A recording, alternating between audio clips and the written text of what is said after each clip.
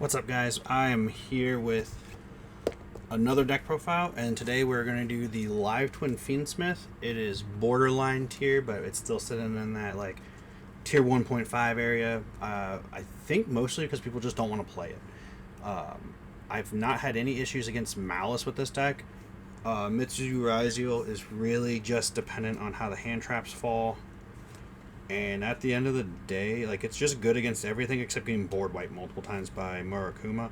And there's even, I mean, with the way the main deck plays and the side deck can be done, like, it doesn't matter. This deck can do a lot as long as you pay attention to what you're doing and have a good meta knowledge. This deck can play through so many decks. The only deck I've had a actual hard time against with this has been like, I don't even know. Blue Eyes was kind of a weird one because of the hand trap lineup I drew. But no, I think this deck just plays really, really well under most hand traps except Fluid Loss. And then there's stuff in the main deck for that. And sometimes you just take the challenge and say, whatever, let's go. Most of the time I don't. You can end on a half board and have 3 or 4 hand traps and be fine. But overall, I like this deck. My current win ratio with this deck from the tournaments I played with it, we are tournament 1 was the first time I ever played the deck. I went 2-1-1. The next one I went 2-2, and then after that we played 2 more tournaments where I went 3-1 and then 3-1. So overall, it's a good positive record. It's not as good as it could be, but the more I learned how to play it, the better I got with it. And then the majority of my losses were either misplays on my part or just deck building issues that I didn't figure out until later. Like just certain ratios that just wasn't working well. But to start off with, we have the original Lilila as a one-off, 1 sweet. I like playing 2 of her, but we dropped her down to 1 because it just works better. She is super good hand trap, but sometimes this card is just absolutely bad to have in hand. It's nice when you have it and it actually works, but it's just a pain. 3 of the starters, which is Frost. I like the extra draw later on.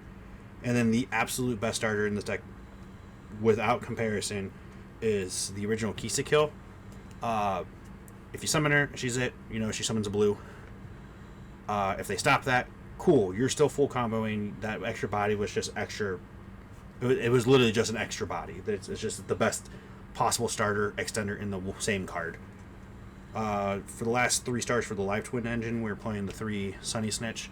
It's your time card. It lets you search for this or whatever card you're missing. Later in the game, it lets you at least continue to grind a little bit. The Fiendsmith package, we're playing the typical 3 engraver. Might as well play 3 until it goes to less than 3. 1 Lurie, because, I mean, that's the best track search. Lacrima, because she's just good. Paradise, because the extra interaction when you already have hand traps in hand, plus any body on board, just makes it even more impossible to interact with this deck. And then Fiendsmith Track. And yes, you can play through this and whatever else, but it's really hard to play through this, a Caesar, and 2 or 3 hand traps. Like, okay, cool, you stop Caesar, I have 3 hand traps plus a Paradise, which then gives me Lacrima. You play through Paradise, cool, I still have 3 hand traps. You play through 2 hand traps, cool, I have 1 hand trap left. Like, no matter what's going on, you're doing pretty well because there's just so many hand traps in the deck, period. The only Charmy we're playing in the main is Fuo, because it's just the best one at the moment, and it's needed. We're playing 2 Nibs. Nib is sometimes good, a lot of the time not good. It just depends what deck you're playing against. There's so much Mitsurugi running around that card actually ends up being really bad. But at the same time, in certain matchups, it just blows the game out. And you can nib in the right spot in Mitsurugi and like cause them to be like, oh, well, this sucks. As long as they don't have another Prayers. Prayers is kind of a problem in that deck, but that's okay. 2 Bells, because Ghost Bell is good. Especially when you have the space for it. And this deck plays a lot of hand traps. 3 Ash, because we actually can just lose the Fluid Loss, so it's good to do. 3 Droll, because it's good into the meta and good against Fluid Loss. And then 2 DD Crow, because that card is just so underrated, and it lets you hit anything that Bestial, like, Bestials give you a body. This hits Fire Kings, hits Mermails, hits spells, hits traps. It hits whatever you don't want to deal with. So, and they both banish from face up. Yes, I lose a body, but I'm also hitting a lot more decks. Plus, I have enough one-card starters that this deck doesn't care that much. The remainder of the non-engine, as I drop all of the hand traps, are going to be spell cards. Cross out for full loss. It's decent against the mirror, but it just lets you play. It's mostly in there for the Charmy, unfortunately. Called by, I think, is just genuinely good, especially since there's so many graveyard decks right now. 3 Forbidden Droplet, because if you open a bunch of hand traps that you don't need or you have duplicates, this is good going first or second, but it gives you a main deck board breaker. It's better than Imperm, period. So it still gives you outs like Chaos Angel and other Towers cards that you can actually target, or not target, that are affected by spell and trap cards. And then Spell Card Monster Reborn. This one is technically very good at disrupting your opponent's plays, but every time I've actually used this, it's to play through nib or extend my board more when my opponent doesn't think I can. So cool, you got rid of this, you stopped this effect, you stopped this effect, you stopped this effect. Spell Card Monster Reborn, special summon Engraver back, continue to play. Special summon one of the Live Twins back, continue to play. Special back anything. And then the following turn, because you can't use it the turn it was summoned, the following turn, you can, like, let's say you use this to summon back Sunny Snitch, or Trouble Sunny. You can tribute it on the next turn after you activate it to get the other stuff and start doing the combos again.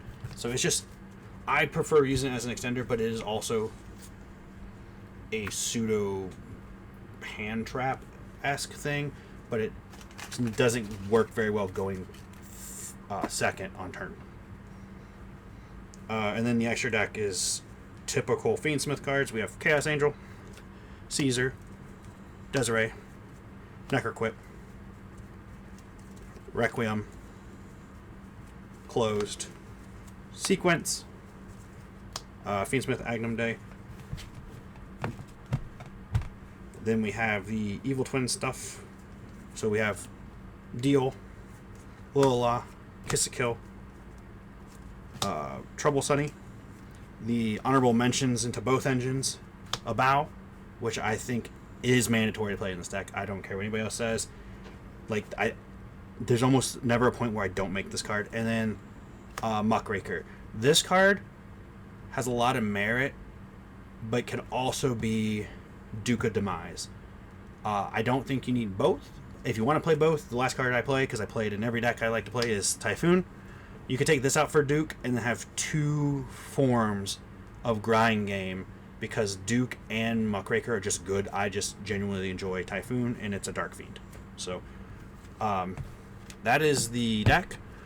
The extra deck, or not the extra, the side deck changes day to day for me, just depending on what I think's going on.